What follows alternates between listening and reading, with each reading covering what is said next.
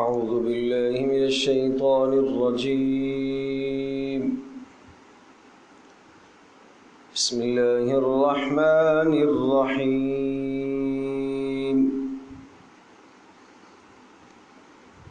سبحان الذي أسرى بعبده ليلا من المسجد الحرام إلى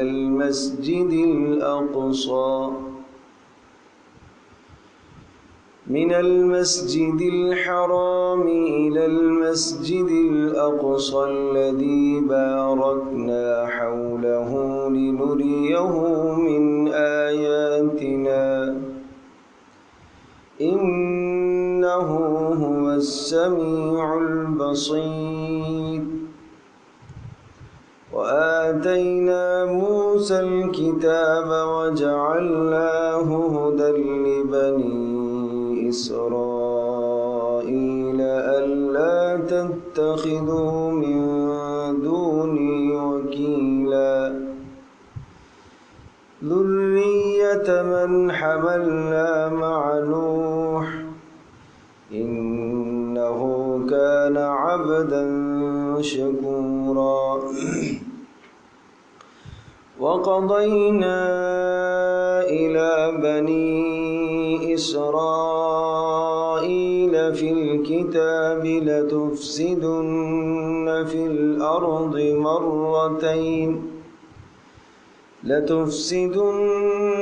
الأرض مرتين ولتعلن علوا كبيرا. فإذا جاء وعد أولاهما بعثنا عليكم عبادا لنا أولي بأس شديد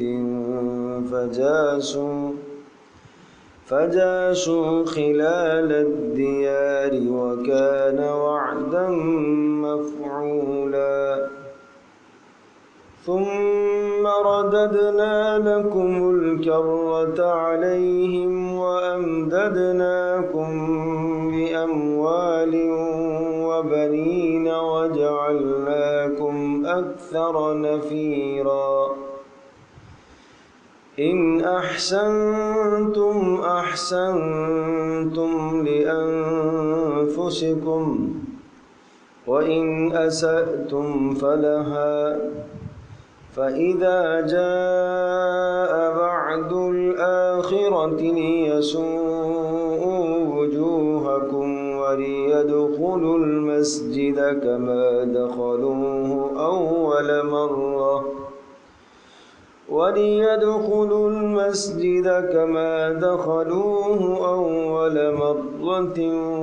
وليتبروا ما علوا تتبيرا. عسى ربكم أن يرحمكم وإن عدتم عدنا وجعلنا جهنم للكافرين حصيرا.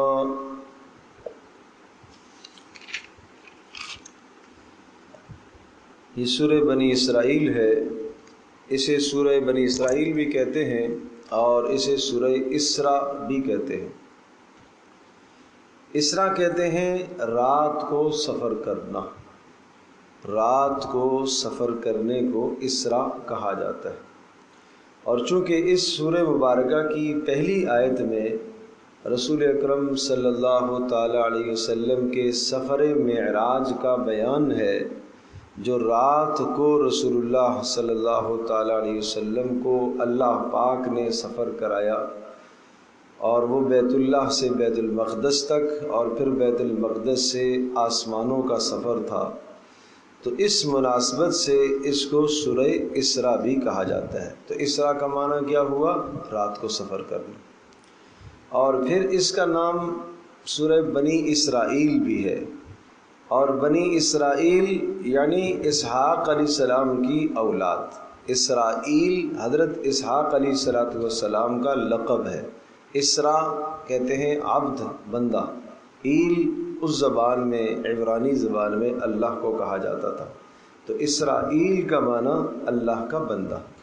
اور یہ لقب تھا حضرت یعقوب علیہ السلام کا، اور اس کی تصریح چوتھے پارے کے اندر بھی موجود ہے، کل الطعام کان حلا لبنی اسرائیل الا ما حرم اسرائیل علی نفسی، کہ سارے کھانے اللہ پاک نے حلال قرار دیے تھے بنی اسرائیل کے لیے، ہاں مگر حضرت اسرائیل نے یعنی یعقوب علیہ السلام نے جو اپنے لیے ناپسند کیا تھا اور اس کا کھانا ترک کر دیا تھا وہ ایک الگ بحث ہے، لیکن حضرت یعقوب علیہ السلام کے لیے اسرائیل کا لفظ قرآن میں استعمال ہوا۔ تو بنی اسرائیل کا معنی کیا ہوا؟ حضرت یعقوب کی اولاد یعقوب۔ تو چونکہ اس سورہ مبارکہ کی دوسری جو آیت ہے، اس دوسری آیت بینہ میں بنی اسرائیل کو خطاب کیا گیا اور انہیں ایک تنبیہ کی گئی اور ان کو ایک پیغام دیا گیا، تو اسی پیغام کی مناسبت سے اس کو سورہ بنی اسرائیل بھی کہا جاتا ہے۔ تو دو نام ہو گئے، سورہ اسراء اور سورہ بنی اسرائیل۔ پھر اس سورہ مبارکہ کا پس منظر آپ ذہن نشین فرمائیے گا، یہ سورہ اور اس کے بعد جو آنے والی سورت ہے سورۃ الکہف، یہ دونوں صورتیں باہمی آپس میں بڑا گہرا تعلق رکھتی ہیں۔ اب آپ آغاز فرمائیں کہ شروع میں یہاں الفاظ ہیں سبحان الذی اسریٰ بعبدہ، یہ اللہ تبارک و تعالیٰ کی تسبیح سے شروع ہونے والی صورت ہے۔ یہ ایک ایسی صورت ہے کہ جس کے آغاز میں اللہ کی تسبیح ہے، سبحان اللہ۔ سبحان اللہ کا معنی کیا ہوتا ہے؟ اللہ پاک، اللہ کی تسبیح ہے۔ اور جب ہم اللہ کی تسبیح پڑھتے ہیں، ہم کلمہ پڑھتے ہیں سبحان اللہ والحمد للہ، تو تسبیح پہلے آتی ہے، اس کے بعد تحمید اللہ کی حمد آتی ہے۔ تو اگلی جو صورت ہے سورۃ الکہف، وہ شروع ہو رہی ہے الحمد للہ سے، تو اس کے شروع میں تسبیح ہے، اور سورۃ الکہف جو اس کے بعد آنے والی ہے اس کے شروع میں اللہ کی حمد ہے۔ اور اسی طرح سے ایک اور دونوں میں بڑی گہری مناسبت ہے کہ سورہ بنی اسرائیل میں اللہ تبارک و تعالی نے رسول اکرم صلی اللہ تعالی علیہ وسلم کو عظیم الشان جو معجزہ عطا فرمایا، معجزہ معراج، اس کا بیان ہے۔ تو یہ معجزہ معراج ہے یہاں، اور آگے سورۃ الکہف کے شروع میں اس میں بھی اللہ پاک نے رسول اللہ صلی اللہ علیہ وسلم کو جو ایک عظیم الشان معجزہ عطا فرمایا، قرآن مجید، اس کا تذکرہ ہے۔ یعنی دو معجزے پیارے پیغمبر صلی اللہ علیہ وسلم کے عظیم ترین معجزے تھے، ایک معراج کا اور دوسرا قرآن مجید کا۔ تو یہاں سورہ بنی اسرائیل کے شروع میں معجزہ معراج ذکر ہے، اور آگے سورۃ الکہف کے شروع میں وہاں کیا ذکر ہے؟ معجزہ قرآن مجید کا معجزہ۔ ٹھیک ہے جی۔ پھر ایک اور مناسبت آپس میں آپ ذہن نشین فرمائیے کہ سبحان الذی اسریٰ بعبدہ، پاک ہے وہ پروردگار، وہ ذات جس نے اپنے بندے کو سیر کرائی۔ رسول اللہ صلی اللہ تعالی علیہ وسلم کے لیے صفت عبدیت کو ذکر فرمایا، اور سورۃ الکہف کے شروع میں الحمد للہ الذی انزل علی عبدہ الکتاب، پاک ہے، ساری تعریفیں اس اللہ کے لیے جس نے اپنے بندے پر کتاب کو اتارا۔ تو وہاں پر بھی رسول اللہ کی عبدیت اور یہاں پر بھی رسول اللہ کی عبدیت کو ذکر فرمایا۔ عبدیت بہت بلند مقام ہے، اور یہ مقام میں بندگی، عبدیت، بندہ ہونا، یہ رسول اللہ صلی اللہ علیہ وسلم کو یہ وصف بہت محبوب تھا، یہ وصف بہت محبوب تھا۔ اس لیے حضرت صلی اللہ علیہ وسلم کی ریاضت، آپ کے مجاہدے، آپ کی عبادت، ساری رات قیام کرنا، جب آپ سے پوچھا گیا کہ آپ اس قدر کیوں مشقت فرماتے ہیں، تو آپ نے ارشاد فرمایا افلا اکون عبدا شکورا، کیا میں اللہ کا بندہ شکر گزار نہ بنوں؟ شکر گزار بندہ بننے کے لیے، شکر گزار بندگی اختیار کرنے کے لیے میں اتنی ساری مشقت کرتا ہوں۔ حالانکہ آپ رسول ہیں، حالانکہ آپ نبی ہیں، حالانکہ آپ سید الانبیاء والمرسلین ہیں، حالانکہ آپ خاتم الانبیاء والمرسلین ہیں، یہ سب کے سب اوصاف پیارے پیغمبر صلی اللہ علیہ وسلم کے اندر موجود ہیں۔ تمام کے تمام انبیاء علیہ السلام کے اوصاف اور کمالات موجود، لیکن اس کے باوجود بھی عبدیت یہ وہ بلند وصف ہے کہ جو رسول پاک صلی اللہ علیہ وسلم کو بھی بہت زیادہ محبوب تھا، کہ اللہ کا بندہ بن کر آدمی رہے، اللہ کا غلام بن کر آدمی رہے، اللہ کے سامنے تواضع اور عاجزی اور تضرع کرتا رہے۔ تو یہ ان دونوں صورتوں کا یعنی سورۃ بنی اسرائیل اور سورۃ الکہف کے آغاز میں مناسبتیں ہیں دونوں صورتوں کی آپس میں، تو یہ بات ذہن نشین فرمانے کی ہے۔ اور پھر اسی طرح سے سورۃ بنی اسرائیل اور سورۃ الکہف دونوں تقریباً برابر ہیں، دونوں نصف میں آئی ہیں اور دونوں تقریباً نصف پارے پر مشتمل ہیں، برابر کی ہیں، تھوڑی سی قدر سورۃ الکہف زیادہ ہے، بہرحال تقریباً ایک ہی مزاج کی دونوں صورتیں ہیں۔ پھر یہ ذہن نشین فرما لیجئے کہ سورۃ الکہف کے اندر یہ نازل کب ہوئی ہے، تو اس کے نزول کا وقت رسول اکرم صلی اللہ علیہ وسلم کو جب مدینہ طیبہ میں ہجرت کرائی گئی تو اس سے ٹھیک 1 سال پہلے کا نزول ہے، ہجرت سے 1 سال پہلے کا۔ تو آپ علیہ السلام نے 13 سال مکہ مکرمہ میں گزارے، اور گزارنے کے بعد پھر حضرت صلی اللہ تعالیٰ علیہ وسلم مدینہ طیبہ ہجرت کر کے تشریف لے گئے، تو گویا کہ ہجرت سے ٹھیک 1 سال پہلے یہ سورہ مبارکہ نازل ہوئی۔ اور اس سورہ مبارکہ کے اندر نازل جو مضامین ہیں، اس میں 4 طرح کے مضامین ہیں، 4 طرح کے مضامین بڑے آپ غور سے دیکھیں گے، اس کا مطالعہ فرمائیں گے تو یہ 4 مضامین آپ کو اس میں سمجھ میں آئیں گے۔ ایک مضمون تو یہ ہے کہ اس میں مشرکین عرب مکہ والوں کو آخری پیغام ہے، بس کہ اب سمجھ لو کہ اب اللہ کی طرف سے نافرمانی اور ہٹ درمی پر عذاب آ جاتا ہے، بس قریب آ گیا عذاب۔ پیارے پیغمبر صلی اللہ تعالیٰ علیہ وسلم کے خلاف جو کچھ مخالفتیں تم نے کرنی تھی اس کی انتہا ہو گئی۔ ایک بات بڑی غور سے آپ ذہن نشین فرمائیے گا، اور بڑی اہم بات عرض کر رہا ہوں اور اسے سمجھیے گا۔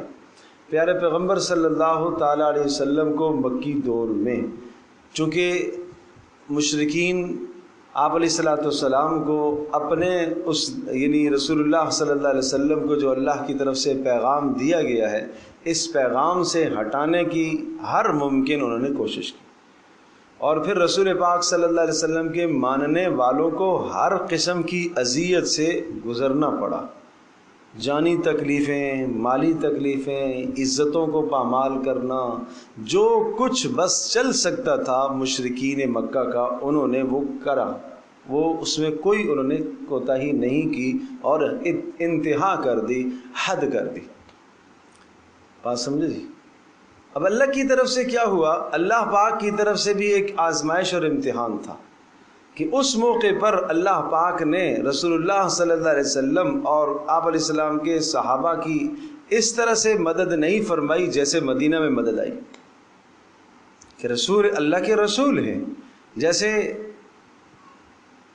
طائف کے موقع پر فرشتہ سامنے آ گیا کہ اگر آپ چاہیں تو ہم دونوں پہاڑوں کو آپس میں ملا دیں گے اور طائف والے بیچ میں پس جائیں گے، یہ ہوا۔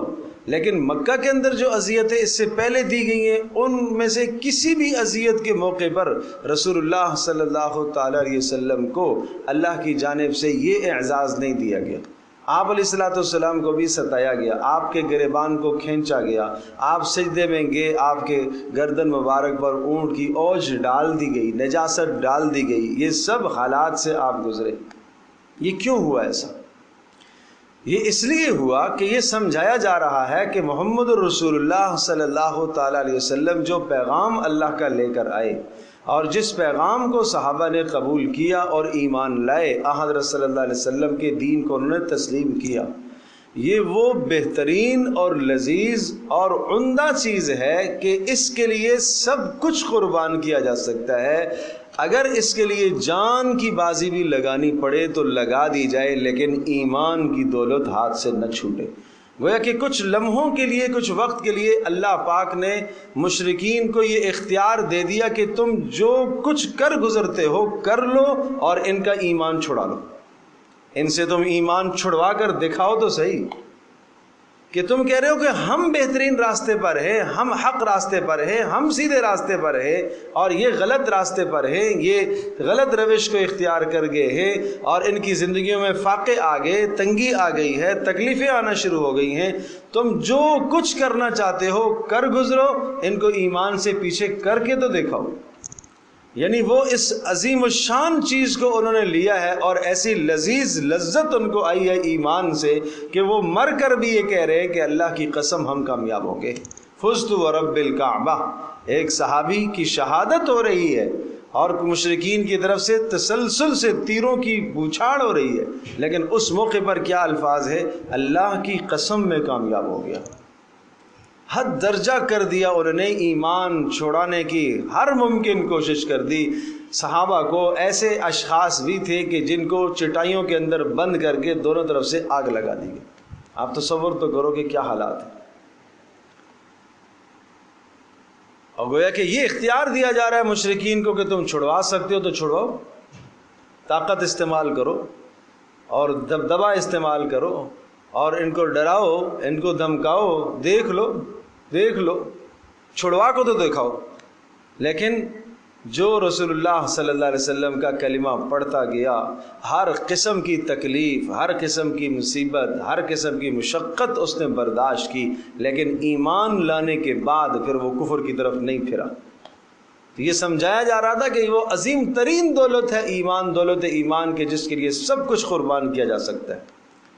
تو ایک تو ایسے مشرکین کو آخری تنبیہات تھی کہ جنہوں نے رسول اللہ صلی اللہ علیہ وسلم کا جینا مشکل کر رکھا تھا، صحابہ کا جینا مکہ مکرمہ میں مشکل کر رکھا تھا، تو ان کو آخری تنبیہات ہیں اس سورہ مبارکہ میں. پہلا مضمون تو یہ ہے.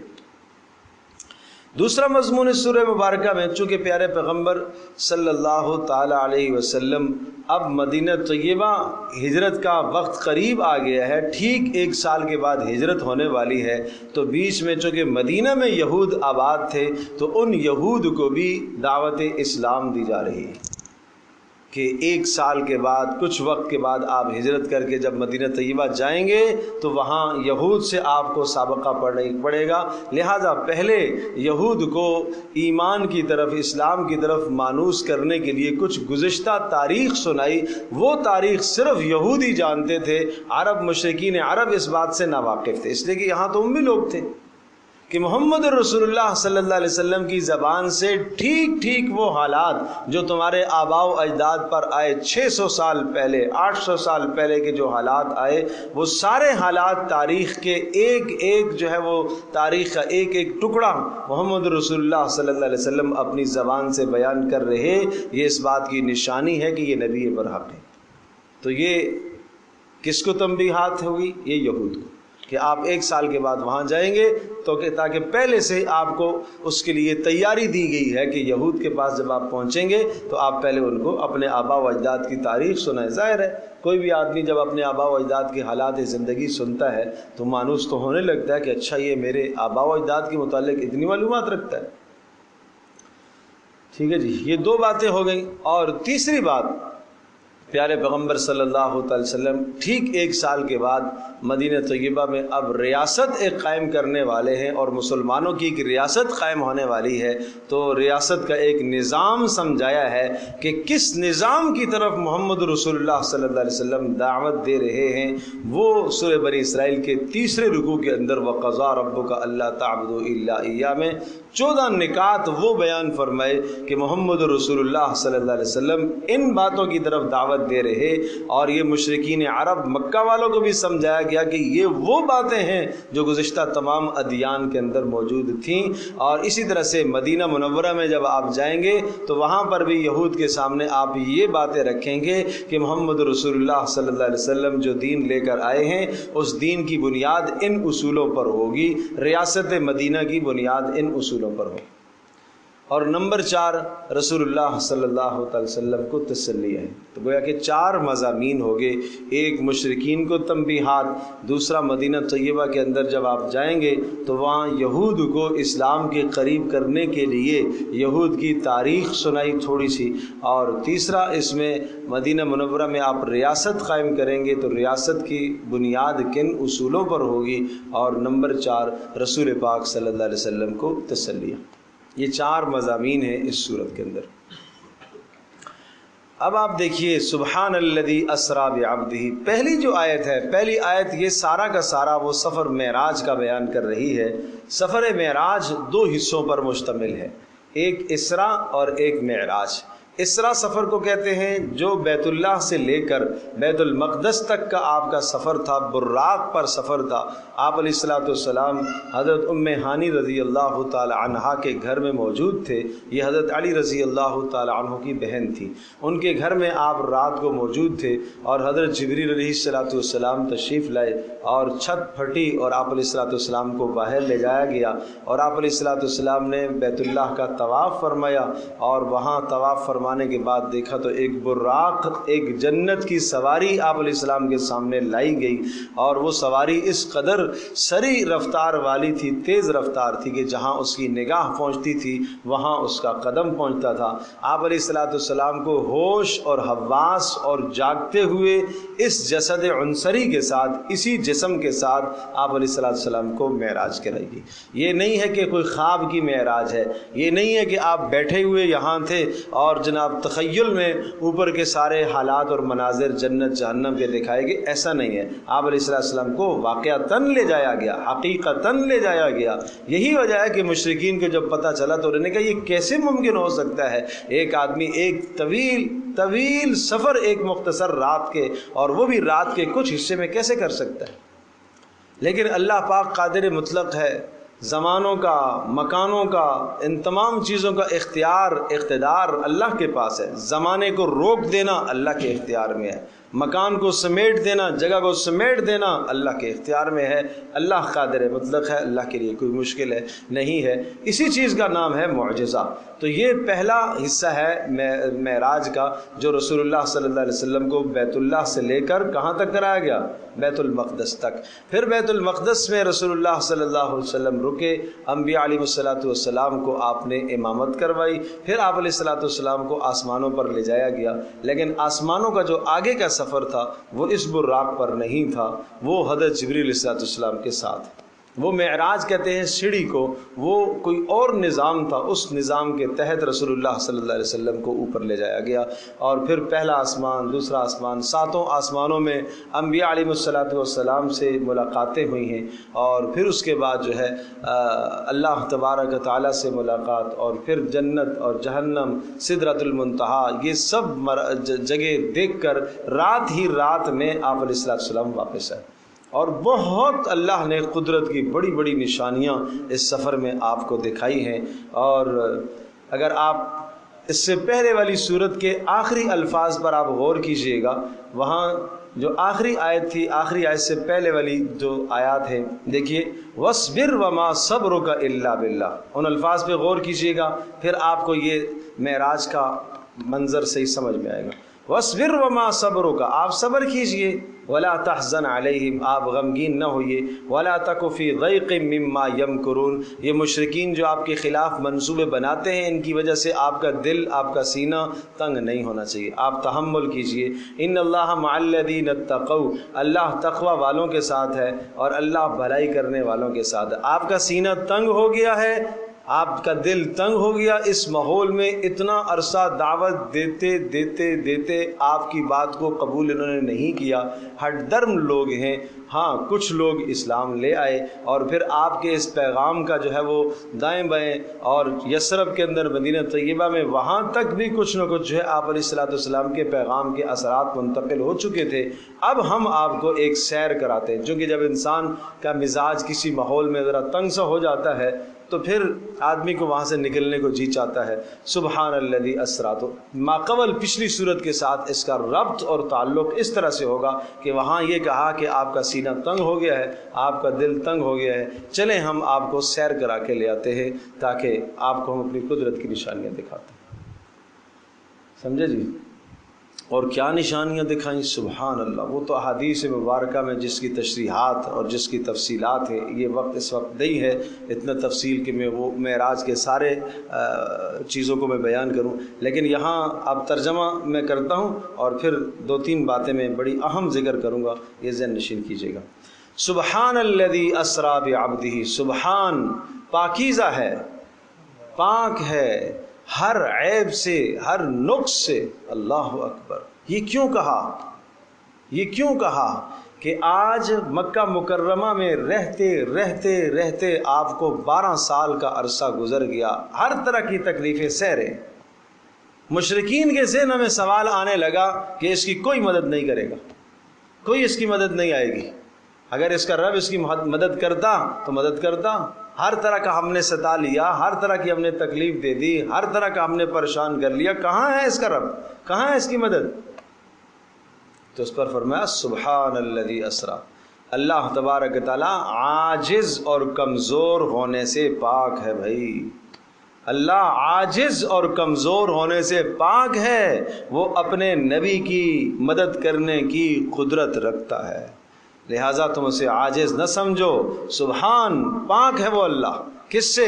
عجز سے، کمزوری سے پاک ہے۔ الذی اسرا بعبدی، اور اس نے اپنی قدرت کا ایک نمونہ دکھایا، دیکھو تو صحیح کہ تم جس شخص کو گرانا چاہتے ہو اللہ اس کو کتنا عروج عطا کرتا ہے، اللہ اسے کتنی بلندیاں دیتا ہے، روحانی بلندیاں بھی، جسمانی بلندیاں بھی۔ اللہ نے کن بلندیوں پر آپ کو بلایا؟ الذی اسرا، جو رات ہی رات کو لے گیا، بعبدہ، اپنے بندے کو، پاک ہے وہ اللہ، پاک ہے وہ ذات جو رات ہی رات کو لے گیا اپنے بندے کو، بعبدہ، اپنے بندے کو، لیلن، رات کے کچھ حصے میں، یہ لیلن اس کے اوپر جو 2 زبریں لگ رہی ہیں اس کو ہم تنوین کہتے ہیں، یہ اشارہ ہے رات کا بہت تھوڑا سا حصہ، بہت مختصر سا حصہ، یہ عربی کلام ہے اور اس میں ایک ایک لفظ کی تشریح میں اس وقت نہیں کر سکتا، لیکن لیلن کے اوپر جو تنوین ہے یہ قلت وقت کی طرف اشارہ کر رہی ہے، بہت تھوڑے سے وقت میں۔ کہاں سے سفر شروع ہوا؟ من المسجد الحرام، کہاں سے؟ مسجد حرام سے، اور کہاں تک ہوا؟ مسجد اقصی تک۔ پہلا اصول یہ سمجھایا کہ مسلمان کے سفر کا آغاز مسجد سے ہوا کرتا ہے اور اس کے سفر کا اختتام بھی مسجد پر ہوا کرتا ہے۔ رسول اللہ صلی اللہ علیہ وسلم جب سفر میں جایا کرتے تھے تو آپ علیہ السلام پہلے مسجد میں تشریف لاتے اور مسجد میں سے ہو کر پھر آپ علیہ السلام سفر فرماتے تھے، اور جب واپسی ہوتی تھی تو پہلے مسجد میں آتے تھے، پھر آپ علیہ السلام اپنے گھر میں تشریف لے جاتے تھے۔ یہ ہے مسجد سے ایمان والے کا تعلق، سیر کا سفر ہے، اللہ اپنی قدرت کی نشانیاں دکھائے گا۔ اچھا، آج ہم کہتے ہیں ہماری پکنک، ہماری سیر، اس کا مسجد سے کیا تعلق ہے، اس کا دین سے کیا تعلق ہے؟ بھائی مومن کا کوئی عمل بلا مقصد نہیں ہوا کرتا، وہ بڑے اہداف رکھا کرتا ہے مومن، بڑے عظیم الشان اہداف اس کے ذہن میں ہوتے ہیں، تو اس لیے فرمایا من المسجد الحرام، سفر کہاں سے شروع ہوا؟ مسجد حرام سے، بیت اللہ کے پاس سے، یہ مسجد حرام ہے۔ مسجد حرام کا معنی کیا ہے؟ احترام والی جگہ، فمن دخلہ کان آمنا، جو بھی یہاں داخل ہو گیا اسے امن مل گیا، اس کو اس لیے مسجد حرام کہا جاتا ہے۔ الی المسجد الاقصی، مسجد اقصی تک، مسجد اقصی دور کی، اقصی کہتے ہیں دور، دور کو، دور کی مسجد، یعنی مسجد حرام سے یہ دور تھی اس لیے اس کو مسجد اقصی کہا گیا۔ رسول اللہ صلی اللہ علیہ وسلم سے پوچھا گیا سب سے پہلا کون سا گھر اس دھرتی پر بنایا گیا، تو آپ نے فرمایا مسجد حرام، اور اس کی تصریح قرآن مجید میں بھی موجود ہے، 4 پارے میں، ان اول بیت وضع للناس للذی ببکۃ مبارکا وہدی للعالمین، سب سے پہلا گھر اس دھرتی پر جو اللہ کا بنایا گیا وہ بیت اللہ ہے۔ پھر فرمایا اللہ کے رسول، اس کے بعد آپ نے فرمایا مسجد اقصی، اس کے بعد یہ 2 مسلمانوں کی مقدس جگہ ہیں، امت مسلمہ کی 3 مقدس جگہ ہیں، بیت اللہ، مسجد اقصی، مسجد نبوی۔ یہ تین وہ مساجد ہیں جن کے متعلق رسول اللہ صلی اللہ علیہ وسلم نے ارشاد فرمایا لا تشد الرحال الا الى ثلاثه مساجد، کہ تمہیں قرب اور ثواب کی نیت سے سفر کرنا ان تین مسجدوں کے علاوہ کسی اور کی طرف جائز نہیں ہے۔ یعنی آپ یہاں کسی شہر کے اندر کوئی بڑی مسجد ہے، آپ چاہتے ہیں میں وہاں جا کے اس مسجد کو دیکھ، کیوں جا رہے ہو بھائی؟ ثواب کی نیت سے نہیں، ثواب کی نیت کر کے ان تین مساجد کی طرف آپ جا سکتے ہیں۔ تو یہ مسلمانوں کے بنیادی مراکز ہیں جہاں اللہ پاک کی رحمتیں ان تین مراکز پر اترتی ہیں اور پھر وہ رحمتیں پوری دنیا میں پھیلتی ہیں۔ تو یہ مسلمانوں کے مراکز ہیں۔ یہی وجہ ہے کہ پیارے پیغمبر صلی اللہ تعالی علیہ وسلم کا بہت قوی گہرا ربط ان تینوں جگہوں سے ہے۔ بیت اللہ سے آپ کا ربط ہے، آپ کی جائے پیدائش ہے، آپ نے اس کے بعد نبوت کے بعد یہاں زمانہ گزارا ہے۔ اسی طرح سے رسول اللہ صلی اللہ علیہ وسلم نے بیت اللہ کی طرف رخ کر کے نماز پڑھی، آپ علیہ السلام نے بیت اللہ کو پاکیزہ فرمایا، بتوں سے پاک کیا۔ مدینہ طیبہ سے پیارے پیغمبر صلی اللہ علیہ وسلم کا ربط ہے، آپ علیہ السلام نے اپنی بقیہ زندگی مدینہ طیبہ میں گزاری۔ مسجد اقصیٰ سے رسول اللہ صلی اللہ علیہ وسلم کا گہرا ربط ہے، اور وہ کیا ربط ہے؟ آپ علیہ السلام مدینہ طیبہ تشریف لے گئے، آپ نے 17 ماہ تک نمازیں بیت المقدس کی طرف رخ کر کے پڑھی، مسجد اقصیٰ کی طرف آپ نے رخ کر کے نمازیں پڑھی۔ اس لیے رسول اللہ صلی اللہ علیہ وسلم کی یہ نشانی تھی کہ یہ نبی ذو قبلتین ہے، دونوں قبلوں کی طرف رخ کر کے یہ نماز پڑھے گا۔ یہ آپ علیہ السلام کی نشانیوں میں یہ بات موجود تھی جو یہود تورات اور انجیل کے اندر یہود کے علماء نصارہ یہ اس بات کو جانتے تھے، اور جس کا تذکرہ پہلے دوسرے پارے میں ہے الذین آتیناہم الکتاب یعرفونہ کما یعرفون ابناءہم، کہ اس بات کو یہ بات جانتے ہیں کہ محمد رسول اللہ صلی اللہ علیہ وسلم بیت المقدس کی طرف رخ کر کے نماز پڑھیں گے اور پھر واپس بیت اللہ کی طرف رخ ہو جائے گا۔ اس بات کو ایسا جانتے ہیں جیسے اپنی اولادوں کو آدمی پہچانتا ہے، ان میں کوئی جو ہے وہ اغماض اور کوئی پیچیدگی کی بات نہیں ہے۔ تو پیارے پیغمبر صلی اللہ تعالی وسلم کا تعلق ان تینوں مراکز کے ساتھ ہے اور بہت قوی تعلق ہے، اور پھر ان دونوں کے دونوں مراکز یعنی بیت اللہ اور مسجد اقصیٰ، مسجد حرام اور مسجد اقصیٰ، ان دونوں کے ساتھ تمام کے تمام انبیاء کا تعلق ہے، ان دونوں مراکز کے ساتھ تمام انبیاء کا تعلق۔ آدم علیہ السلام، حضرت اسماعیل علیہ السلام، حضرت صالح علیہ السلام، یہ یہاں مبعوث ہوئے، مکہ کے آس پاس مبعوث ہوئے، اور باقی انبیاء علیہ السلام جو ارض مقدسہ کے اندر، ارض شام کے اندر جو مبعوث ہوئے، اور اسی طرح سے باقی حضرت موسیٰ علیہ السلام، ہارون علیہ السلام، یہ مصر میں ہیں لیکن ان کا بھی تعلق یہاں رہا، وہ بھی یہاں آتے جاتے رہے۔ تو ہر نبی کا کسی نہ کسی درجے میں یہاں تعلق رہا، اور کچھ بھی نہیں، سب کے سب اس موقع پر جمع تھے جب پیارے پیغمبر صلی اللہ علیہ وسلم کو معراج کرائی گئی اور آپ علیہ السلام نے سب کو نماز پڑھائی۔ اشارہ اس بات کی طرف ہے کہ یہ تمام انبیاء کا قبلہ ہے، یہ تمام انبیاء کا قبلہ ہے، لہٰذا اس میں تمام انبیاء کا جب قبلہ ہے تو اس میں اللہ تبارک تعالیٰ کی توحید اور وحدانیت کا پرچار ہوگا۔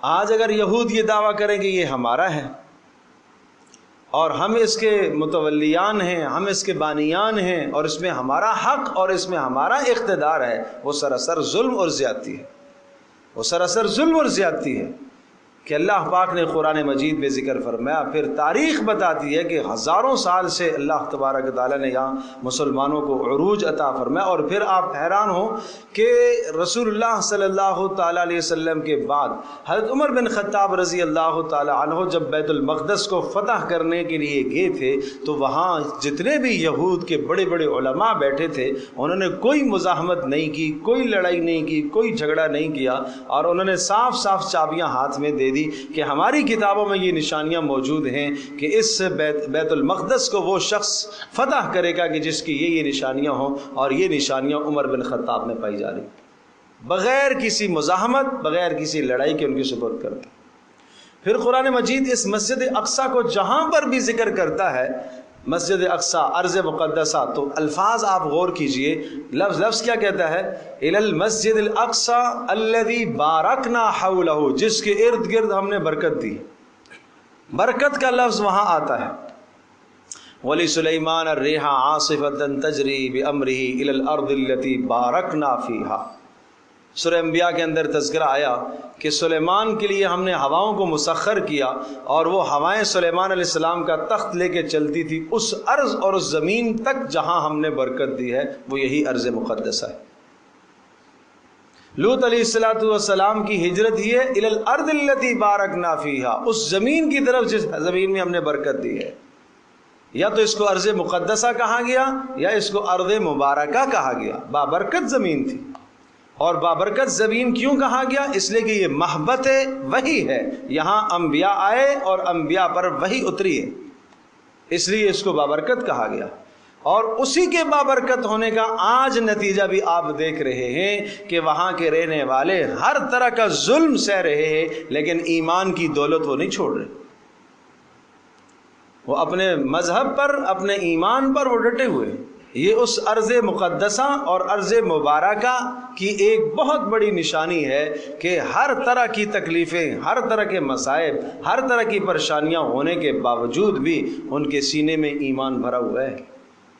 اور پوری امت مسلمہ کو اس وقت یہ پیغام ہے، اس کا یہ معنی ہرگز نہیں ہے کہ جس جگہ پر کافر کا تسلط ہو جائے ہمیشہ ہی ایسا ہو کہ اس جگہ کے رہنے والے جو لوگ ہوتے ہیں وہ اللہ کے نزدیک مبغوض ترین ناپسندیدہ لوگ ہوگے، اس لیے اللہ نے ان کو ان کے گناہوں کی سزائیں دی۔ ہر مرتبہ ایسا نہیں ہوتا، یہ دوسروں کے لیے آزمائشیں بھی ہیں۔ پیارے پیغمبر صلی اللہ علیہ وسلم کے اصحاب کو ستایا گیا، ان کا کون سے قصور تھے؟ اللہ کی مدد اس وقت نہیں اتری، کیوں نہیں اتری؟ یہ امت مسلمہ کو پیغام ہوتا ہے، اس میں یہ آزمائشیں ہیں اس دنیا میں۔ تو بہرحال یہ ہے ارض مقدسہ التی بارکنا حولہ، جس کے ارد گرد ہم نے برکت نازل کی ہے۔ اب آپ دیکھیے گا اگلی جو بات مجھے بہت اہمیت کے ساتھ ذکر کرنی ہے، اس کو آپ ذہن نشین فرمائیے۔ کیوں ہم نے یہ سفر کرایا؟ لِنُرِيَهُ مِنْ آیاتنا، تاکہ ہم اپنی قدرت کی نشانیاں دکھائیں۔ تو سفر کا مقصد، سیر کا مقصد کیا ہوتا ہے؟ اللہ کی قدرت کی نشانیاں دیکھنا۔ آج بھی اگر آپ اس نیت سے سفر کرتے ہیں، اس نیت سے آپ ساحل سمندر پر جاتے ہیں، اس نیت سے آپ کسی ٹھنڈے علاقے میں چلے جاتے ہیں، اس نیت سے آپ کسی پہاڑی سلسلے کے اندر چلے جاتے ہیں، اور آپ جا کے آپ یہ کہیں میں اللہ کی قدرت کی نشانیاں دیکھنا چاہتا ہوں، اور جب اللہ کی قدرت کی وہاں نشانیاں دیکھیں تو اللہ کی معرفت اور اللہ کو پہچانیں۔ لیکن آج ہمارے تمام کے تمام اسفار جتنے بھی ہوتے ہیں اس میں اس بات کا تو تصور بھی نہیں ہے۔ خاص طور پر پکنک کا سفر، سیر کا سفر، سیر و سیاحت کے لیے جو ہم جاتے ہیں، ایک ملک سے دوسرے ملک کوئی آدمی جاتا ہے تو وہاں تو اسلام کو، مذہب کو، دین کو ہم ایک لمحے کے لیے بالکل کنارے پر رکھ دیتے ہیں۔ بھئی یہ تو سیر کا سفر ہے، اس میں تو میں جیسے چاہوں گا کروں گا۔ نہیں نہیں نہیں، لِنُرِيَهُ مِنْ آیاتنا، تاکہ ہماری قدرت کی نشانیاں آپ دیکھیں۔ تو پتہ یہ چلا کہ سیر کا سفر جو ہے، سیر غرض کیا ہے؟ اللہ کی قدرت کی نشانیاں۔ اِنَّهُ هُوَ السَّمِيعُ الْبَصِيرُ، بے شک اللہ سننے والا ہے۔ آپ سفر میں جو کچھ مانگیں گے آپ کی دعائیں قبول ہوتی ہیں، اس لیے کہ اللہ سمیع ہے۔ اس لیے حدیث پاک میں آتا ہے کہ مسافر کی دعا قبول ہوتی رہتی ہے حتیٰ یرجع، جب تک وہ اپنے گھر واپس لوٹے، دعائیں قبول ہوتی ہیں۔ البصیر، اور اللہ پاک دیکھنے والا ہے، آپ کے اعمال، آپ کی حرکات، آپ کی سکنات کو اللہ دیکھے گا کہ کہیں ایسا تو نہیں ہے سفر میں آپ نے اللہ کی نافرمانی تو نہیں کی ہے۔ وَآتَيْنَا مُوسَى الْكِتَابَ، تو یہ پہلی آیت کے اندر اسراء کا سفر بیان ہو گیا، اور جو معراج ہے پھر بیت المقدس سے آسمانوں پر لے جایا جانا، وہ آگے آ رہا ہے سورۃ النجم کے اندر، وہ 27ویں سپارے کے اندر سورۃ النجم ہے، اس کے اندر پھر شروع میں وہ منظر ذکر ہے۔ اور یہ اللہ تبارک تعالیٰ کی حکمتیں ہیں، جب وہاں ہم جائیں گے تو انشاءاللہ اس کی حکمت ذکر کریں گے کہ آدھا حصہ اس کا یہاں ذکر فرمایا اور آدھا حصہ وہاں ذکر فرمایا۔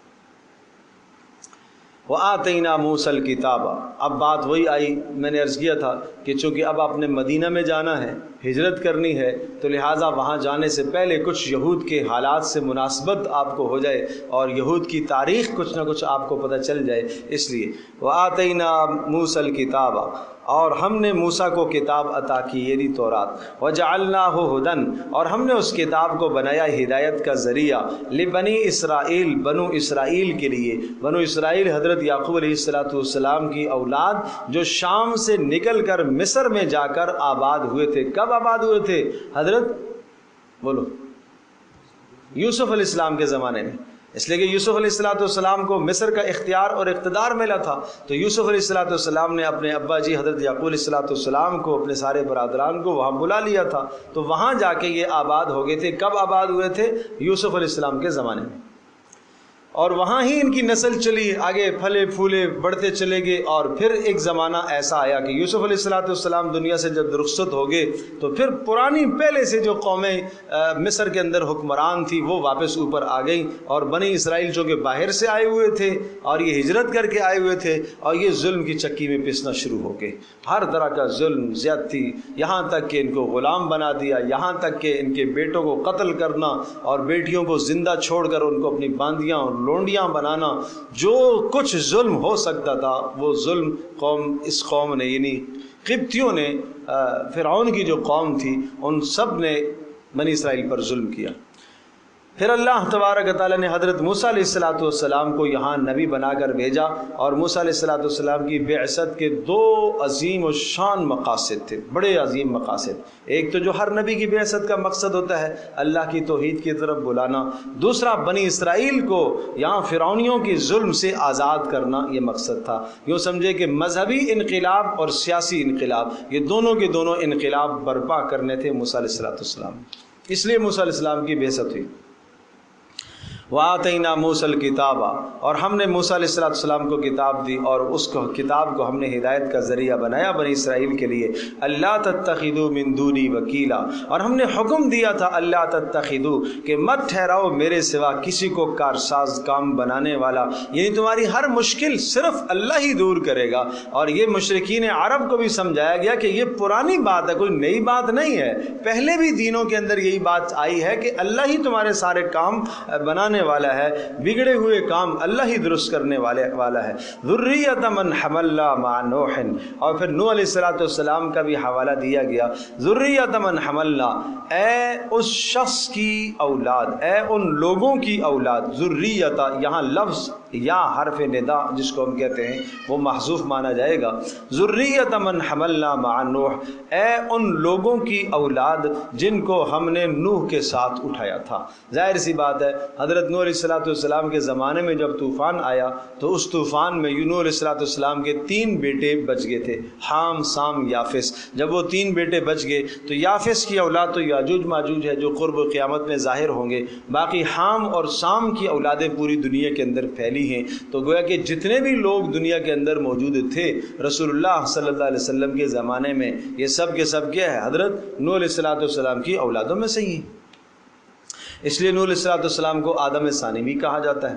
انہ کان عبدا شکورا، بے شک نوح علیہ السلام وہ اللہ کے بندے تھے، عبدن اب بندگی کہ سبحان الذی اسریٰ بعبدہ کے ساتھ پہلی آیت کے ساتھ اس کو جوڑے کہ محمد صلی اللہ علیہ وسلم بھی اللہ کے بندے، اور نوح علیہ السلام وہ بھی اللہ کے بندے تھے، ان کو بھی عبدیت پسند تھی، شکورا شکر گزار تھے، اللہ کا شکر ادا کیا کرتے تھے۔ وقضینا الی بنی اسرائیل فی کتاب، اب بنی اسرائیل پر ہونے والے جو حالات تھے جو رسول اللہ صلی اللہ علیہ وسلم کی بعثت سے صدیوں پہلے کے حالات ہیں، وہ حالات تاریخی پس منظر اللہ پاک نے رسول اللہ صلی اللہ علیہ وسلم کو بتلائے، اور آپ نے من و عن پھر مدینہ میں جا کر یہود کو یہ سارے حالات سنائے، اور جنہوں نے آپ علیہ السلام سے یہ باتیں سنی تو ان میں سے بہت سارے مسلمان ہو گئے۔ وقضینا الی بنی اسرائیل اور ہم نے یہ صاف صاف پیغام دے دیا تھا بنی اسرائیل کو، فی الکتاب کتاب کے اندر ہم نے پیغام دیا تھا، یعنی تورات کے اندر ہم نے انہیں پیغام دیا تھا کہ دیکھو لتفسدن فی الارض مرتین، ایک زمانہ آئے گا لتفسدن تم فساد پھیلاؤ گے، لتفسدن فی الارض، ارض سے مراد ارض شام ہے، ارض شام کے اندر تم ارض مقدسہ کے اندر ارض فلسطین بیت المقدس اور اس کے گرد و نواح میں تم فساد پھیلاؤ گے، ارض سے مراد وہ ہے۔ مرتینی 2 مرتبہ۔ کیسے فساد پھیلاؤ گے؟ شریعت کی مخالفت کرو گے۔ شریعت کی مخالفت کرنا، اللہ کے حکموں کی مخالفت کرنا، یہ کیا ہے؟ زمین میں فساد پھیلانا ہے۔ یہ زمین میں ایک آدمی اپنے گھر میں بیٹھا ہوا ہے لیکن اللہ کی بندگی نہیں کر رہا، اللہ کو یاد نہیں کر رہا، اللہ کے رسول صلی اللہ علیہ وسلم کی سنتوں کی پیروی نہیں کر رہا، وہ کہہ رہا ہے میں کوئی ظلم نہیں کر رہا، نہیں، یہ زمین میں فساد پھیلا رہا ہے۔ اس لیے کہ اللہ پاک نے اپنی اس دھرتی کو کفر سے، شرک سے، نفاق سے پاکیزہ پیدا فرمایا۔ جو آدمی اس دھرتی پر کفر، شرک، نفاق پھیلاتا ہے وہ کیا کر رہا؟ وہ فساد پھیلاتا ہے۔ 2 مرتبہ تم فساد کرو گے۔ وَلَتَعْلُنَّ عُلُوًّا كَبِيرًا، اور تم بہت بڑی سرکشی مچاؤ گے۔ لَتُفْسِدُنَّ فِي الْأَرْضِ کا تعلق ہے حقوق اللہ کے ساتھ، وَلَتَعْلُنَّ عُلُوًّا كَبِيرًا کا تعلق ہے حقوق العباد کے ساتھ، کہ تم حقوق اللہ بھی پامال کرو گے اور حقوق العباد بھی پامال کرو گے۔ ایسا ہوگا، یعنی اللہ تبارک تعالیٰ نے پہلے یہ بات بتا دی کہ اس طرح کے حالات تمہارے اوپر آئیں گے۔ فَإِذَا جَاءَ وَعْدُ أُولَاهُمَا، اور جب پہلا والا وعدہ آیا اور پہلا فیصلہ اللہ کا آیا، تو جب نافرمانی حد سے بڑھ گئی، تجاوز کر گئی، یہ حضرت موسیٰ علیہ السلام کے زمانے کے بعد جب کفر اور شرک پھر سے پھیل گیا اور اللہ پاک سے دور ہو گئے، اور جو سمجھے کہ حقوق اللہ بھی پامال کر دیے، حقوق العباد بھی پامال کر دیے، تو کیا ہوا؟ بعثنا علیکم، ہم نے مسلط کر دیا۔ بعثنا کا ترجمہ میں کر رہا ہوں، ہم نے مسلط کر دیا، یا ہم نے بھیجا، یا ہم نے مسلط کر دیا علیکم، تمہارے اوپر۔ یہ تمہارے اوپر خطاب کس کو ہو رہا ہے؟ جو رسول اللہ صلی اللہ علیہ وسلم کے زمانے میں یہود تھے، ان کو کہا جا رہا ہے کہ تمہارے اوپر، یعنی تمہارے آبا و اجداد پر۔ کس کو مسلط کیا؟ عباد لنا، اپنے بندوں کو، اپنے بندوں کو، اپنے غلاموں کو۔ یہاں ایک لفظ بڑا اگر سمجھ میں آ جائے تو غور کیجیے گا، عباد لنا، یہ جو لام لفظ ہے نا، دیکھو اوپر رسول اللہ صلی اللہ علیہ وسلم کے لیے جب عبد کا لفظ آیا، بندہ، تو وہاں عبد ہی کہا، عبد ہی، اس کا بندہ۔ اور اسی طرح سے نوح علیہ السلام کے لیے آیا عبدن شکورا، اور یہاں پر آیا عبادن لنا، عباد عبد کی جمع ہے، یہ لنا، یہ لفظ بتا رہا، یہ نہیں کہا عبادنا۔ ایک لفظ یوں آ جاتا عبادنا، ہمارے بندے، لیکن بیچ میں لام بڑھا دیا، تو لام بڑھا دیا تو اشارہ اس بات کی طرف ہے کہ جن کو ہم نے مسلط کیا، بندے تو ہمارے تھے، پیدا تو ہم نے کیے تھے، لیکن اس سے مراد وہ بندگی نہیں ہے جو رسول اللہ صلی اللہ علیہ وسلم کو حاصل ہے۔ نہیں سمجھے؟ ظالم تھے، کافر تھے۔ بھائی سارے بندے تو اللہ ہی کے ہیں نا، انسان بھی اللہ کے پیدا کیے ہوئے ہیں، اللہ کے بندے، مسلمان بھی اللہ کے بندے، کافر بھی کس کے؟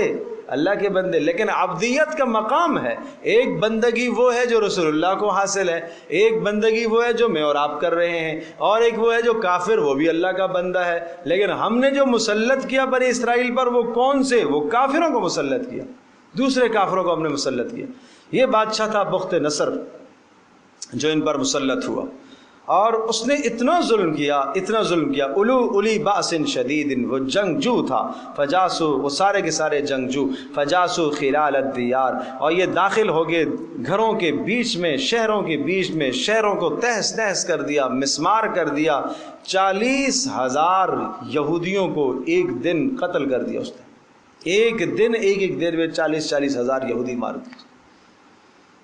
یہ اس ظلم کا نتیجہ تھا جو انہوں نے حقوق العباد کو بھی پامال کیا اور حقوق اللہ کو بھی پامال کیا۔ وَكَانَ وَعْدًا مَفْعُولًا، اور یہ اللہ کا فیصلہ تھا، اس نے ہو کر رہنا تھا، اس کو کوئی فیصلے کو چیلنج نہیں کر سکتا۔ اور قیامت تک انسانوں کو یہ پیغام سمجھایا جا رہا کہ اگر تم نافرمانی کرو گے تو پھر اللہ کی طرف سے ایسی سزائیں مسلط ہوں گی۔ لیکن یاد رکھیے گا، میں پھر وہ بات عرض کر رہا ہوں، جہاں کوئی اللہ کی طرف سے حال آئے، ضروری نہیں ہے کہ وہی نشانی ہے، یہ ضروری ہے، ٹھیک ہے نا؟ اس لیے کہ حالات صحابہ پر بھی آئے ہیں، مصیبتیں ان پر بھی آئی ہیں، وہ آزمائش، امتحان ہے کہ اگر وہ شخص اللہ کی بندگی میں، اللہ کی وحدانیت اور اللہ کی توحید میں بھرپور لگا ہوا ہے اور پھر بھی حالات آ رہے ہیں، تو یہ آزمائش ہے، یہ ان کے لیے بھی آزمائش ہے، ان کے درجات بلند ہوں گے۔ دوسروں کو پیغام ہے، تم کتنی مدد کرتے ہو ان کی، یہ ان کو پیغام ہے دوسروں کو۔ ثم رددنا لکم الکرۃ، اور پھر ثم رددنا لکم، اور پھر ہم نے واپس لوٹا دیا معاملہ، لکم الکرۃ، ہم نے باری تمہارے اوپر ہم لے آئے، ثم رددنا، ہم نے لوٹا دی تمہارے لیے باری کو تمہارے اوپر لایا۔ کیا مطلب کہ ہم نے پھر سے تمہیں اقتدار دے دیا، پھر سے نبی آئے، بعد میں اور انبیاء آتے گئے، مصلحین آتے گئے، اور انہوں نے سمجھایا، اور جب اصلاح ہوئی تو اصلاح ہونے کے بعد پھر سے اللہ تبارک و تعالیٰ نے ان کو پھر سے اس ارض مقدسہ کا غلبہ دیا۔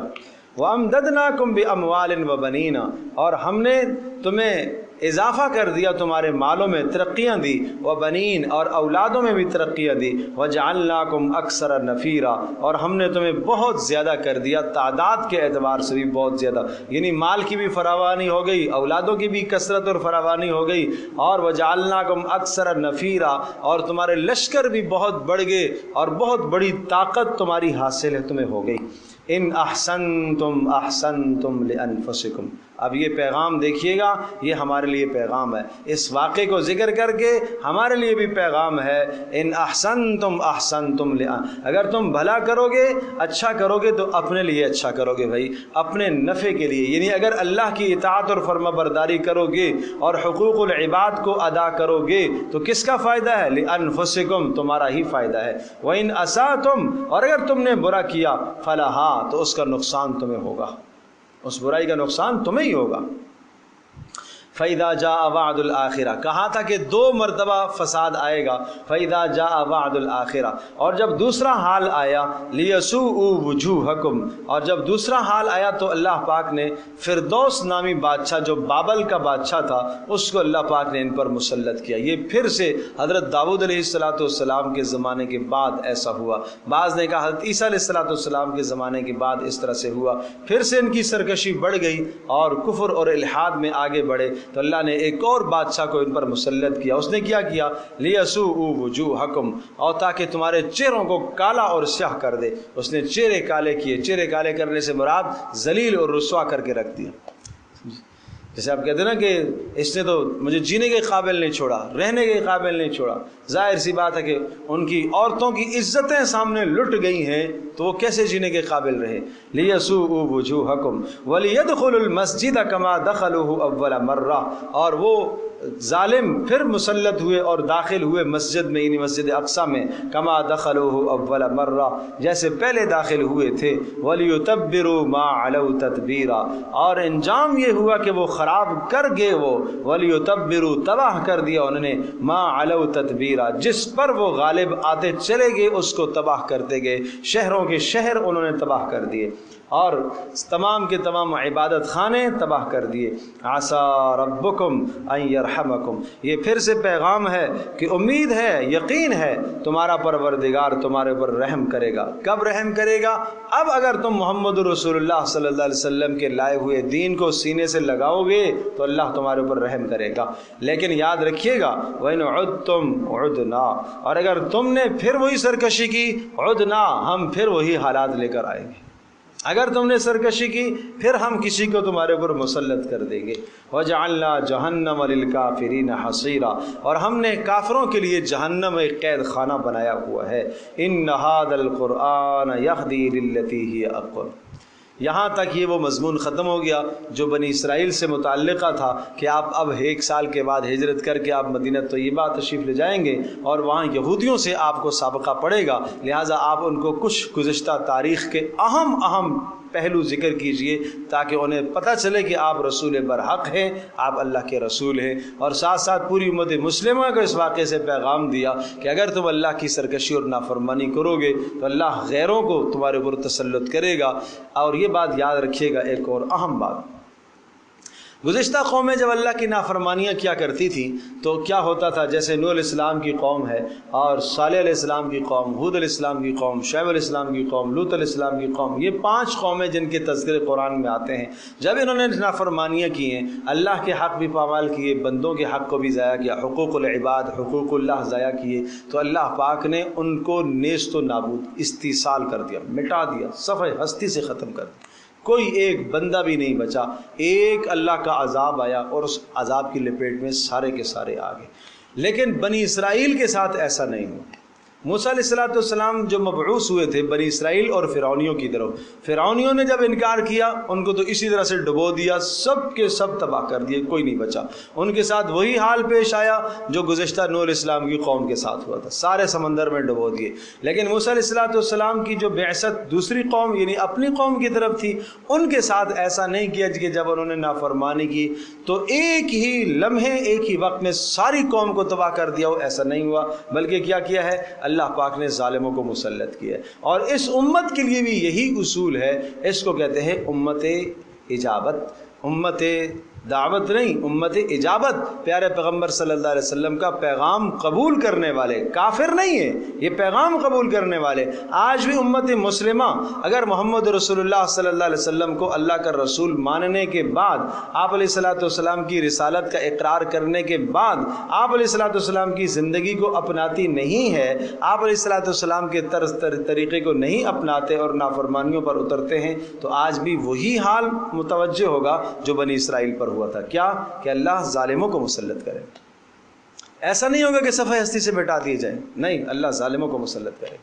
اس لیے فرمایا عسیٰ ربکم ان یرا، کہ اللہ تمہارا پروردگار تمہارے اوپر رحم کرے گا اگر تم محمد رسول اللہ صلی اللہ علیہ وسلم کی شریعت کو لازم پکڑو۔ وَإِنْ عُدْتُمْ عُدْنَا، اور اگر تم نے سرکشی کی تو سرکشی کا انجام پھر یہ ہے کہ ہم دوبارہ وہی حالات لے کر آئیں گے۔ وَجَعَلْنَا جَهَنَّمَ لِلْكَافِرِينَ حَصِيرًا، اور کافروں کے لیے تو جہنم قید خانہ ہے۔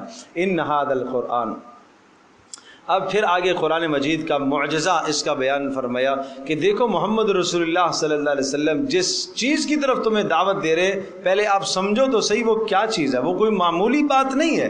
جس کلام کی طرف، جس پیغام کی طرف محمد رسول اللہ تمہیں دعوت دے رہے ہیں وہ کتنی عظمت والا کلام اور کتنی عظمت والا پیغام ہے۔ ان ھذا القرآن، بے شک یہ قرآن، یہدی، یہ رہنمائی کرتا ہے، للتی، اس راستے کی، ہی اقوم، جو سیدھا ہے۔ اقوم اس کا ترجمہ میں کیا کر رہا ہوں، سیدھا۔ اب ادھر آپ توجہ فرمائیے گا، اقوم اس راستے کو کہتے ہیں جس میں 3 خوبیاں پائی جائیں۔ جس میں کیا پائی جائیں، 3 خوبیاں۔ پہلی خوبی تو یہ ہے کہ وہ راستہ بالکل سیدھا ہونا چاہیے۔ دوسری خوبی یہ ہے کہ وہ راستہ آسان بھی ہو، دشوار گزار نہ ہو، ہے تو راستہ سیدھا لیکن بڑا کھٹن راستہ ہے، یہ بھی نہ ہو، آسان ہو، چلنا اس پر آسان ہو۔ اور تیسرا یہ ہے کہ وہ راستہ کشادہ بھی ہو۔ تو قرآن جس راستے کی طرف، جس دین کی طرف تمہیں رہنمائی کر رہا ہے، اس میں یہ 3 خوبیاں موجود ہیں۔ یہ ہے بھی سیدھا، یہ اعوجاج، ٹیڑھا پن، دائیں بائیں یہ نہیں ہے، کجی اس میں کوئی کجی نہیں ہے اس میں۔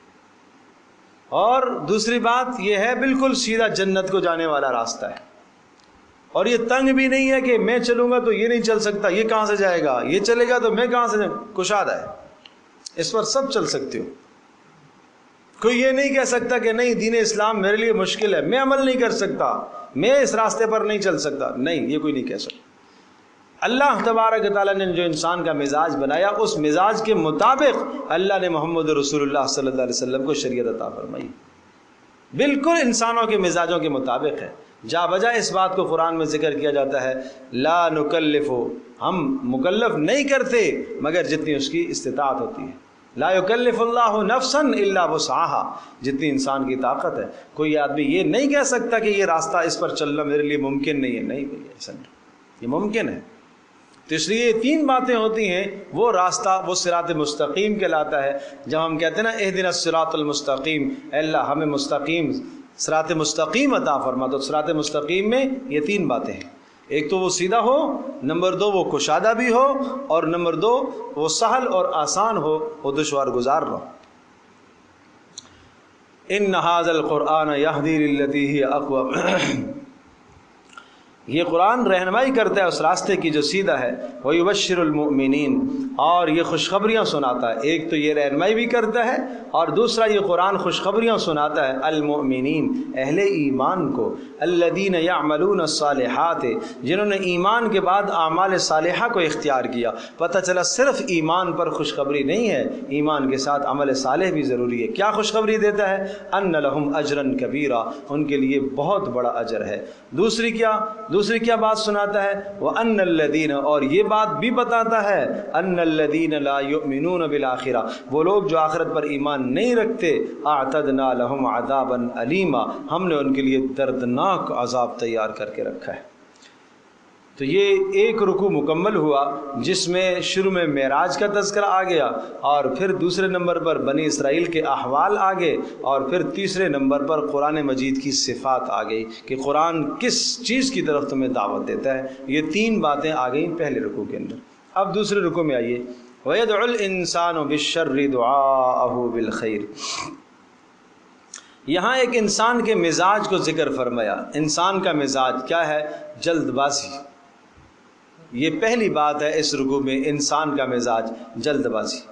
وَيَدْعُ الْإِنسان، اور یہ بلاتا ہے انسان، پکارتا ہے انسان، دعائیں کرتا ہے، بالشر، برائی کی دعائیں کرتا ہے، دعاءہ بالخیر، ایسے جیسا کہ اچھائی کی دعائیں کی جاتی ہیں۔ کیا مطلب؟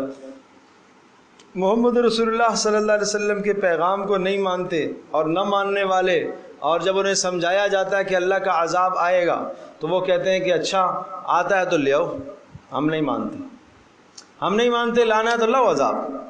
تو یہ کیا طلب کر رہے ہیں؟ یہ شر کو مانگ رہے ہیں۔ اور آج بھی کبھی کبھی ایسا ہوتا ہے، انسان جب بیمار پڑتا ہے تو آدمی موت کی تمنا کرنے لگتا ہے، حالانکہ اس وقت اس کے لیے مرنا خیر نہیں ہے۔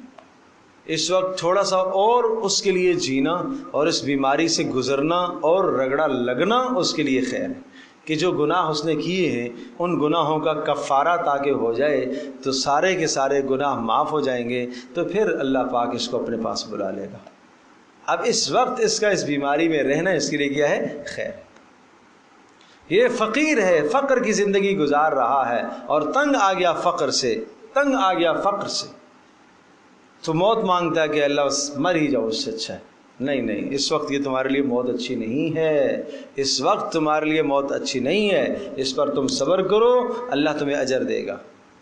اب ایک پیاری حدیث سناتا ہوں رسول اللہ صلی اللہ علیہ وسلم کی۔ اس حدیث مبارک کے بعد آپ دیکھ لیں، اپنی زندگی کا محاسبہ کر لیں۔ رسول اللہ صلی اللہ علیہ وسلم کا یہ فرمان ہمارے لیے مثل آئینہ کے ہے، آپ دیکھ کر اپنے آپ کو پہچان لیں۔ آپ نے فرمایا اللہ پاک ایک انسان کا مقام جنت میں بلند کرتا ہے، اللہ طے کر دیتا ہے اس کو اس مقام تک پہنچانا ہے، یہ اللہ اس کو عزت دے گا۔ وہ اپنے نیک اعمال کر کے، عبادت کر کے اس مقام تک نہیں پہنچ سکتا۔ اللہ پاک اس پر مصیبتیں ڈالتا ہے، بیماریاں ڈالتا ہے، پریشانیاں ڈالتا ہے۔ جب وہ مصیبتوں پر، پریشانیوں پر صبر کرتا ہے اور صبر کر کے اس دنیا سے رخصت ہو جاتا ہے، تنگی اور تلخی کی زندگی گزار کر چلا جاتا ہے، اور آخرت میں جب پہنچتا ہے، جب وہ اپنا بلند مقام دیکھتا ہے ان مصیبتوں کی وجہ سے جو اسے ملا ہے، اس وقت وہ تمنا کرتا ہے کاش دنیا میں میرے جسم کو کینچیوں سے کاٹ دیا جاتا، اتنی مصیبتیں آتی، آج مجھے اور عزتیں ملتی۔ بہرحال ہم کمزور ہیں، ہمیں اللہ سے عافیت مانگنی چاہیے کہ اللہ ہمیں عافیت عطا فرما، صحت عطا فرما، سلامتی عطا فرما۔ ہم کمزور ہیں، لیکن جب اللہ کی طرف سے کوئی حال آ جائے تو آدمی اسے برداشت اور تحمل کرنے کی کوشش کرے، اسے تحمل کرے، اور اس میں آدمی سمجھے کہ اس میں میرے حال میں بہتری ہے، اس میں اگر میرا اللہ مجھ سے راضی ہے تو پھر مجھے کیا پرواہ۔ رسول اللہ صلی اللہ علیہ وسلم کا وہ جملہ یاد نہیں ہے، طائف میں آپ علیہ الصلوۃ والسلام کو کیا کچھ نہیں ستایا گیا، اور آپ علیہ السلام نے کیا ارشاد فرمایا؟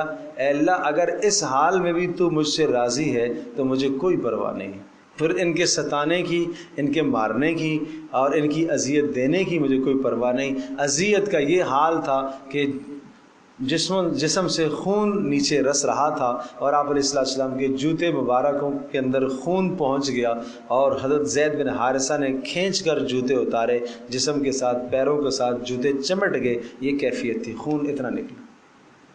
اور احد میں جب آپ علیہ السلام کو تکلیفیں دی گئی، اور احد میں آپ علیہ السلام کے دندان بھی مبارک وہ بھی زخمی ہوئے، آپ کا سر بھی زخمی ہوا، آپ علیہ السلام پیچھے گر گئے، پیچھے اس طرح سے جا کے پیچھے گرے گڑے میں، یہ جگہ آپ کی پیچھے لگی، غشی طاری ہوگی، بے ہوش ہو گئے۔ ان حالات میں جب آپ سے پوچھا گیا اے اللہ کے رسول کبھی اس سے زیادہ بھی آپ کو تکلیف ہوئی ہے جیسی آج احد میں ہوئی ہے؟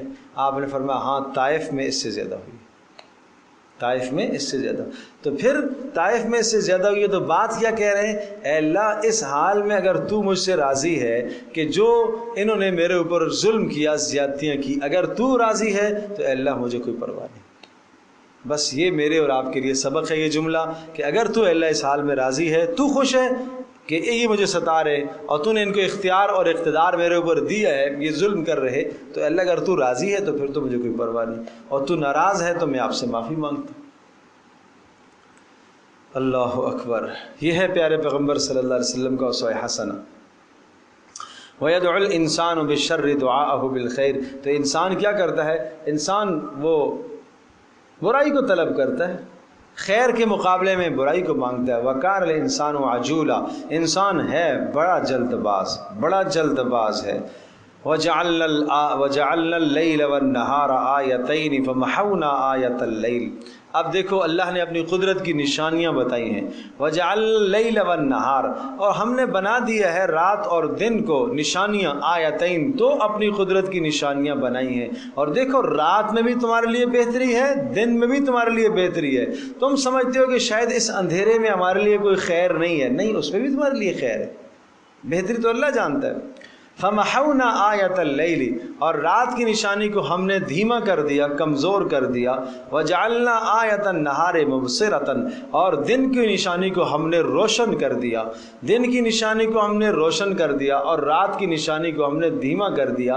یعنی چاند کی روشنی کو ہم نے مدھم کر دیا اور سورج کی روشنی کو ہم نے تیز کر دیا. کیوں کر دیا؟ سورج کی روشنی کو تیز کیا لِتَبْتَغُوا فَضْلًا مِّن رَبِّكُمْ. تاکہ تم تلاش کرو اپنے پروردگار کا فضل، یعنی تاکہ تم روزی کے اسباب کو تلاش کرو. رات کی نشانی کو ہم نے نرم کیوں کیا؟ تاکہ تم آرام کر سکو. لِتَسْكُنُوا فِيهَا. تاکہ تم اس میں آرام کر سکو. لِتَسْكُنُوا فِيهِ. تاکہ تم آرام کر سکو.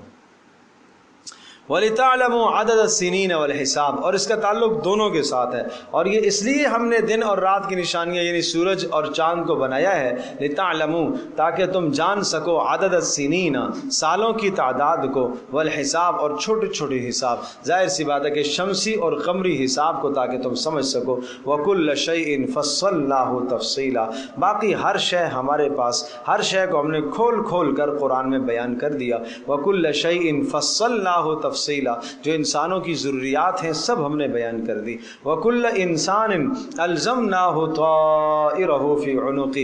اور ہر انسان کو وَكُلَّ إِنسَانٍ أَلْزَمْنَاهُ ہم نے لازم کر دیا، گردن میں ڈال دیا، طَائِرَهُ اس کا نامہ عمل، فی عنقی اس کی گردن میں. قیامت کے دن جب یہ اللہ کے حضور پیش ہوگا تو اس کا نامہ عمل سامنے آ جائے گا. وَنُخْرِجْ لَهُ يَوْمَ الْقِيَامَةِ كِتَابًا يَلْقَاهُ منشورا. اور ہم نکالیں گے قیامت کے دن اس کے سامنے ایک کتاب، یلقاہ جو اسے ملے گی، منشورا کھلی ہوئی کتاب. یہ نامہ عمل اس کے سامنے آ جائے گا، جو فرشتوں نے لکھا ہے اور جو ساری زندگی اس نے کیا ہے سامنے آ جائے گا. اور کہا جائے گا اقرأ کتابک، پڑھ لے اپنا نامہ عمل. کفا بنفسک اليوم علیک حسیبا. آج کافی ہے، بنفسک آج اپنے نفس کے لیے کافی ہے تو آج کے دن حساب کرنے والا. خود اپنا حساب کر لے. آدمی اپنا نامہ عمل دیکھے گا، دیکھتے ہی احساس ہو جائے گا کہ میرا شمار جنت والوں میں ہے، جہنم والوں میں ہے. وہ اس طرح سے جب نامہ عمل ملے گا، سیدھے ہاتھ میں جس کو ملے گا وہ جنت والا، الٹے ہاتھ میں جس کو ملے گا وہ جہنم والا. تو وہ ملتے ہی پتہ چل جائے گا میرا انجام کہاں ہے. اللہ پاک ہم سب کو سیدھے ہاتھ میں نامہ عمل عطا فرمائے. بھائی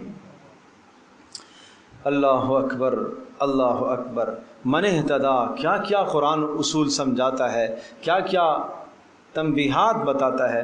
من اہتدی جو ہدایت پر رہتا ہے، جو قرآن کی ہدایت اور رہنمائی کو قبول کرتا ہے، فإنما یہتدی لنفسی وہ اپنے ذات کے لیے فائدہ کر رہا ہے، وہ اپنے لیے آخرت میں عمل جمع کر رہا. ومن ضل اور جو گمراہی اختیار کرتا ہے، فإنما یضل علیہا اس کی گمراہی کا ضرر اور نقصان کس کو ہے؟ اسی ہی کو ہے.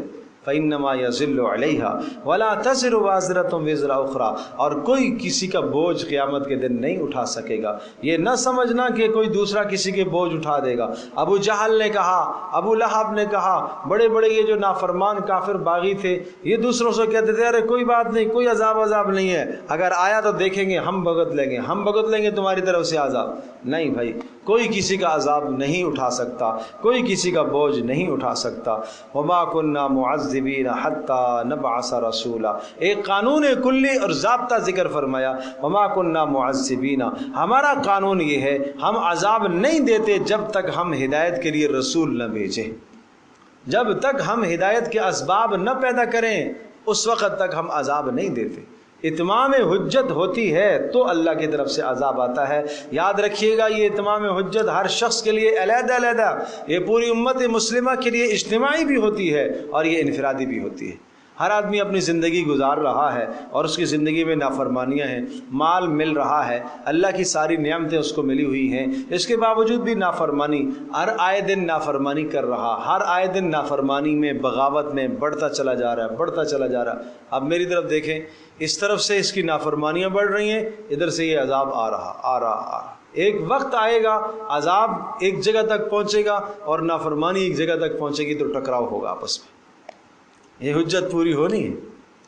اور اس کو سمجھانے کے اسباب اللہ بناتا ہے، ناگہانی کسی کی موت، اچانک سے موت آ گئی، یہ تمہارے لیے سمجھنے کا موقع تھا، سمجھو۔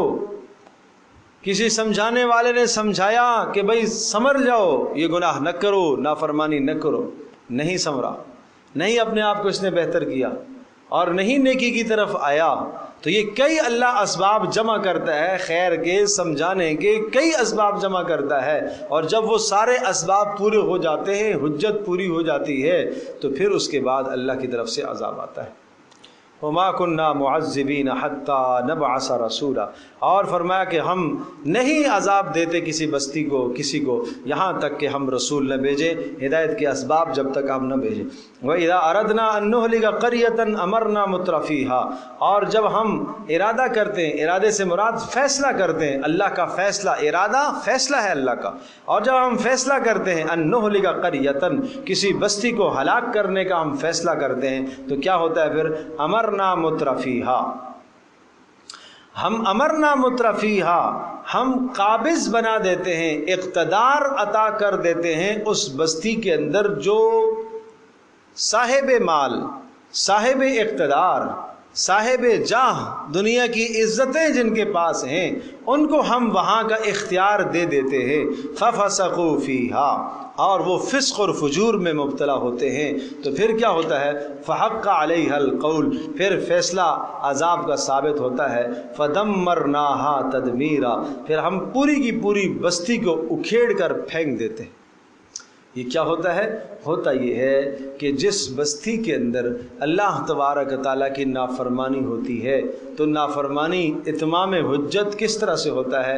ادھر سے خیر اور نیکی کے اسباب بھی اللہ لے کر آتا ہے، دین کو قبول کرنے کے سارے اسباب، واعظین بھی وہاں جاتے ہیں، سمجھانے والے بھی سمجھاتے ہیں، گائے بگائے چھوٹے چھوٹے عذاب بھی آتے رہتے ہیں، چھوٹے چھوٹے زلزلے بھی آتے رہتے ہیں، چھوٹے چھوٹے حوادثات بھی آتے رہتے ہیں کہ ان کو دیکھ کر سمجھ لو۔ جب نہیں سمجھتے تو پھر اللہ پاک اسی بستی سے چند اور ظالم کھڑے کرتا ہے، اور وہ ظالم مزید ظلم کے اندر انتہا کو جب پہنچتے ہیں تو پھر اللہ کی طرف سے عذاب کا فیصلہ آتا ہے۔ اللہ اکبر، ڈرتے رہنا چاہیے۔ وَكَمْ أَهْلَكْنَا مِنَ الْقُرُونِ مِن بَعْدِ نوح، اور کتنے ہم نے ہلاک کیے ہیں نوح علیہ الصلوۃ والسلام کے بعد۔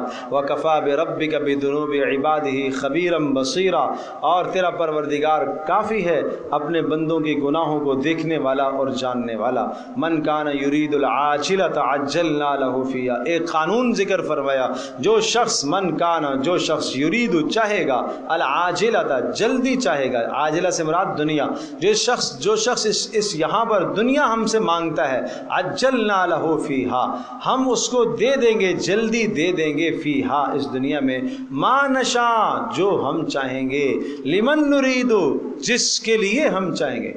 دو باتیں ہیں، دو باتیں، جو آدمی یہاں پر ہم سے دنیا ہی مانگتا رہتا ہے اور جس کا مطمع نظر دنیا ہی ہوتا ہے، صبح ہوتے ہی دنیا ہی کو سوچتا ہے، آخرت کی طرف اس کا کوئی دھیان نہیں ہوتا، یہ بھی مال آ جائے، یہاں سے بھی مال آ جائے، یہاں سے بھی آ جائے، حلال حرام کی تمیز کچھ بھی نہ ہو، حلال حرام کی تمیز کیے بغیر مال کو حاصل کرنے کی کوشش کرتا ہے، تو یہ کیا چاہ رہا ہے؟ دنیا چاہ رہا۔ فرمایا اگر جتنا وہ چاہ رہا ہے ضروری نہیں ہے کہ اتنا ہی ہم اسے دے دیں. وہ کہہ رہا ہے وہاں سے بھی آئے وہاں سے بھی آئے, ضروری نہیں ہے, ہم جتنا چاہیں گے اس کو دیں گے.